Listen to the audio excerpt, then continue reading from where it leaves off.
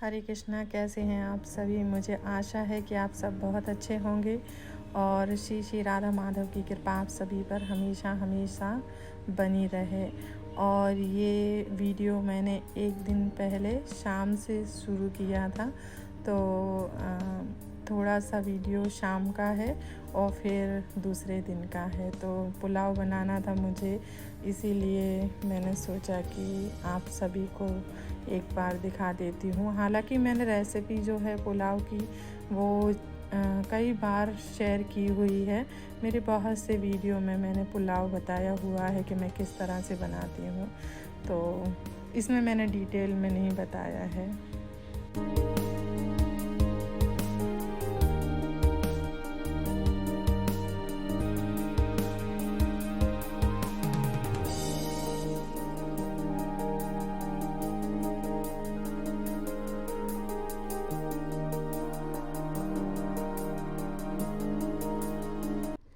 और हाँ, comment box में कई सारे प्रश्न आते हैं जिनके उत्तर मैं देने का प्रयास करती हूँ।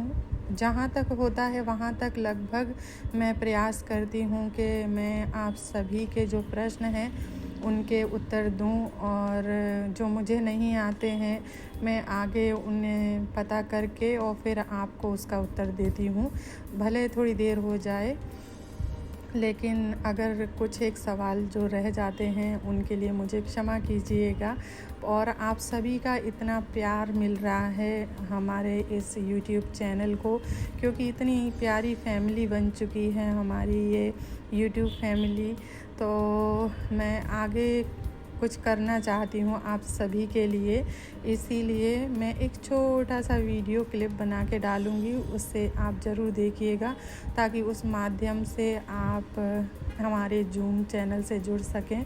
और आपको अभी बहुत कुछ सीखना है, कृष्ण की सेवा कैसे करनी है, उनको भोग कैसे लगाना है और उनकी जप माला कैसे करनी है। और यहाँ पर जो है भोग तैयार हो गया है, तो चलो कृष्ण को भोग लगा देते हैं और उसके बाद आगे हम मिलेंगे।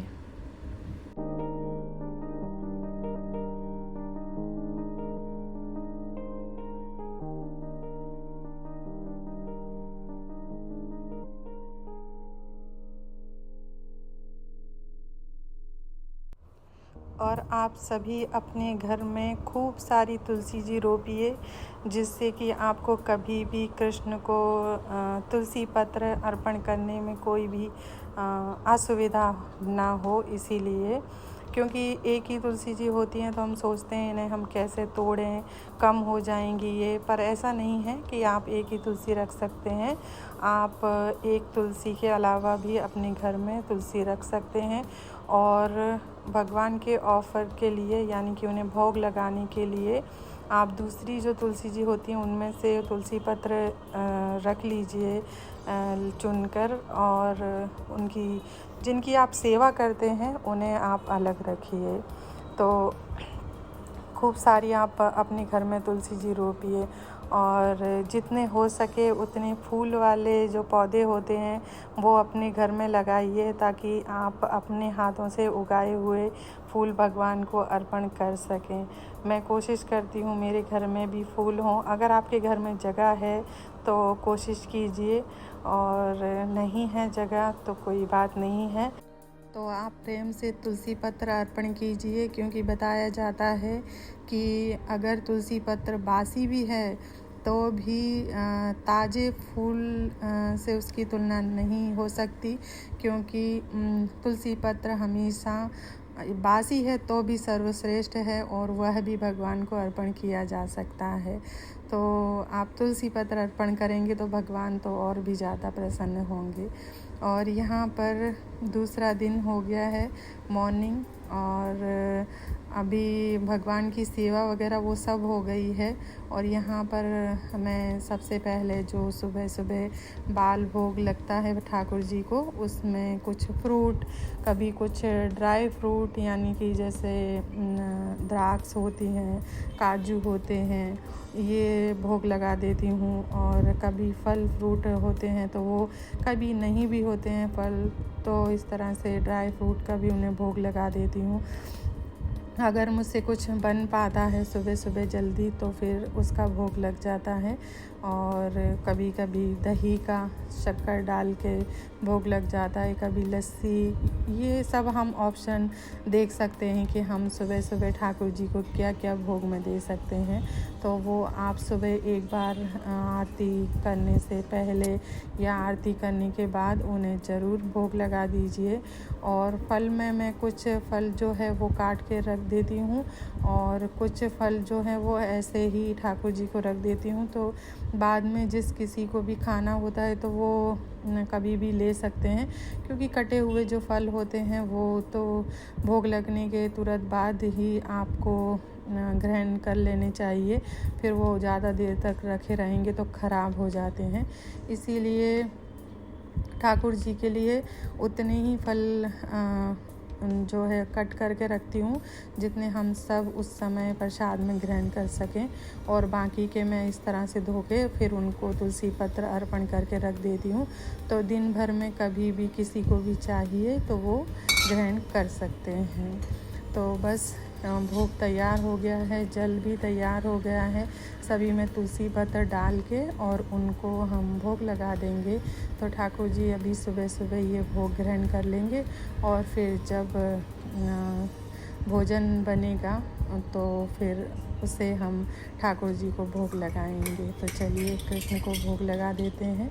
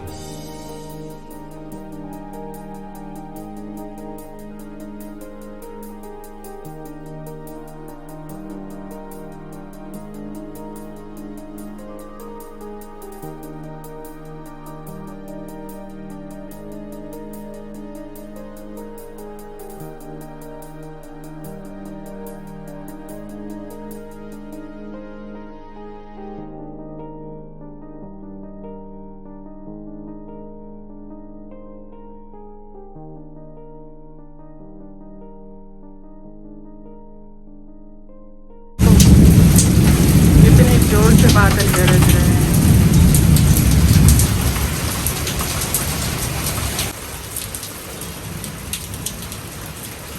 हरे कृष्णा, कैसे हैं आप सभी? मुझे आशा है कि आप सब बहुत अच्छे होंगे और श्री श्री राधा माधव की कृपा हमेशा हमेशा बनी रहे।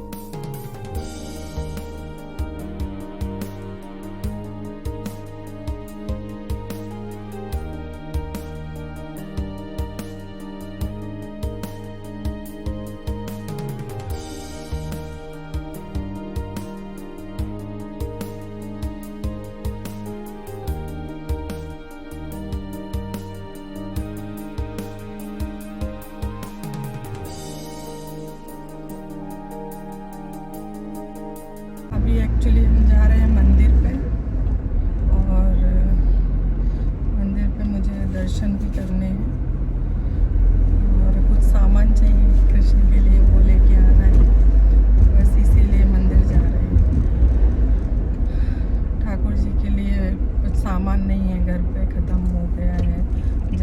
अगरबत्ती और धूप, और उनके अगर कुछ और वस्त्र वगैरह अच्छे मिलेंगे तो वो लेकर आऊँगी। और कुछ सामान है जो लेके आना है, चंदन वगैरह नहीं है तो वो भी लेके आऊँगी।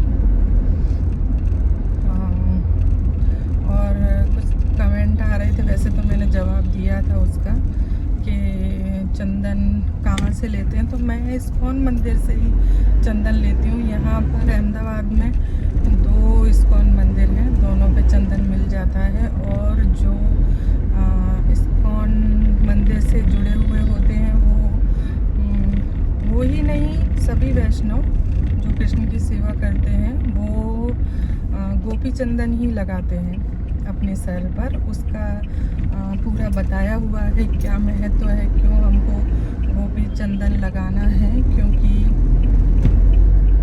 गोपी चंदन, जो गोपियां हैं वो कृष्ण की परम भक्तिन और शुद्ध भक्त हैं। तो ये जो गोपी चंदन है वो द्वारिका से आता है। और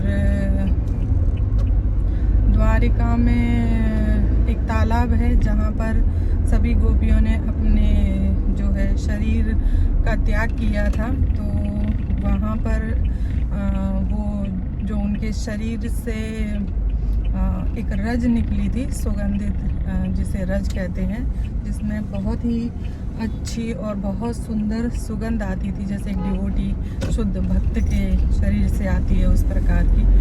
और तो फिर वो चंदन जो होता है, वो मिट्टी जो उसे चंदन कहते हैं, गोपी चंदन, इसीलिए उसका नाम गोपी चंदन है, क्योंकि वो गोपी तालाब से आती है, उसका नाम गोपी तालाब है। और उसी को हम अपने सर पर लगाते हैं और ये प्रार्थना करते हैं गोपियों से और भगवान से कि जिस प्रकार से गोपियों ने भक्ति की है उस प्रकार से उनका आश्रय लेके, उनकी शरण ग्रहण करके हम भी कृष्ण की भक्ति करने का, उनकी सेवा करने का प्रयास कर रहे हैं। तो ये एक भक्त इस प्रकार से सोचता है और इसीलिए गोपी चंदन अपने मस्तक पे वो धारण करता है। क्योंकि एक भक्त यही सोचता है हमेशा कि मैं भक्त नहीं हूँ, मैं भगवान का दास हूँ। और मैं केवल भगवान का दास नहीं, मैं भगवान के चरणों के दास का भी दास हूँ। तो गोपियाँ तो परम भक्तिन थी भगवान की, उनके साथ किसी की भी कोई तुलना नहीं हो सकती है। परंतु हम उनके चरणों का आश्रय ले रहे हैं क्योंकि वे बहुत दयालु हैं। तो इस प्रकार से वे हमें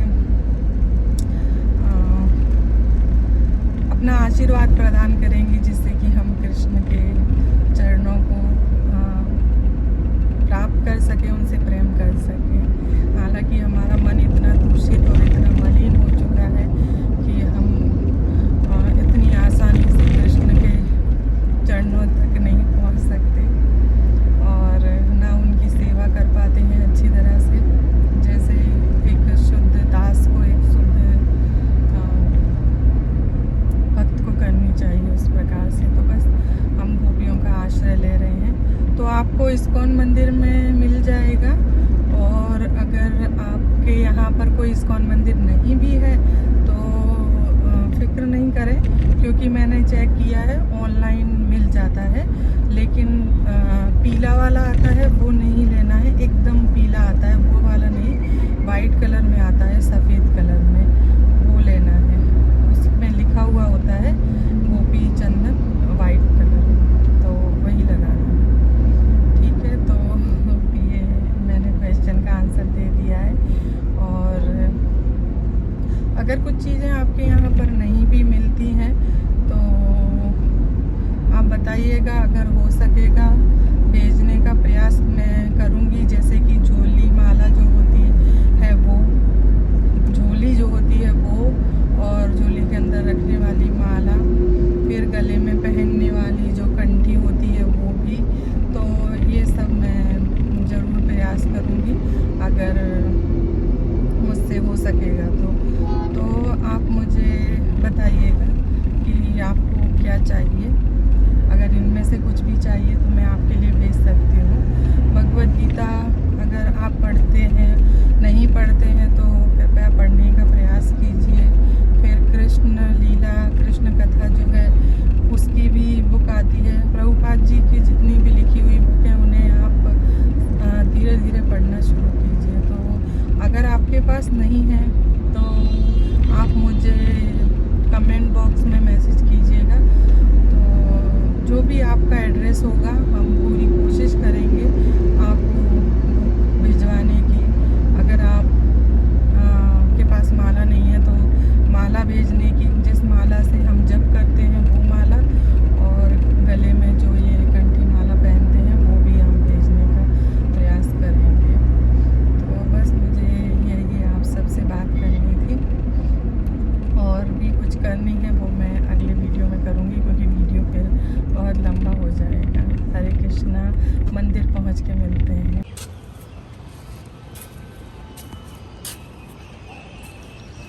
यहाँ पे देखें कितने सुंदर फ्लावर लगे हुए हैं,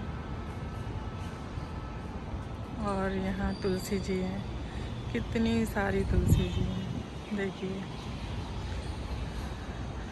2 तरह की तुलसी जी हैं। ये देखिए, एक ये श्याम तुलसी है और वो वहाँ पर राम तुलसी है।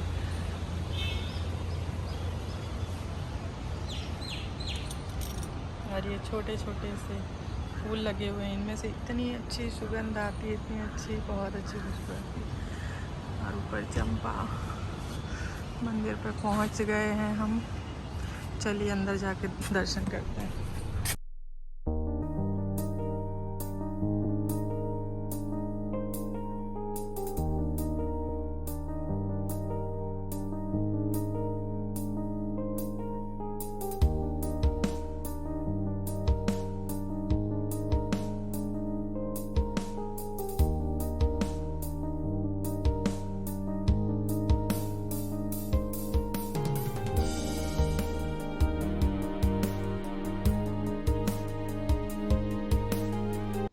मंदिर जाते ही मुझे आरती करने के लिए मिली तो मैं बहुत खुश हुई।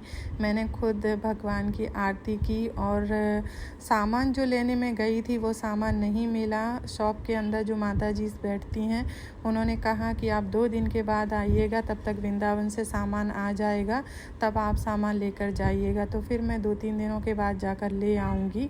और भगवान के दर्शन कर लिए हैं। आज का व्लॉग कैसा लगा? आप सभी को भी मैंने दर्शन करवाए। अच्छा लगा है तो चैनल को सब्सक्राइब कीजिएगा, लाइक शेयर कमेंट करना नहीं भूलिएगा। धन्यवाद। हरे कृष्णा, हरि बोल। हरे कृष्ण कृष्ण कृष्ण हरे हरे, हरे राम राम राम हरे हरे। हरे कृष्ण कृष्ण कृष्ण हरे हरे, हरे राम राम हरे हरे। हरे कृष्ण कृष्ण कृष्ण हरे हरे, हरे राम राम हरे हरे। हरे कृष्ण कृष्ण कृष्ण हरे हरे, हरे राम राम हरे हरे। हरे कृष्ण कृष्ण कृष्ण हरे हरे, हरे राम राम हरे हरे। हरे कृष्ण कृष्ण कृष्ण हरे हरे, हरे राम राम हरे हरे।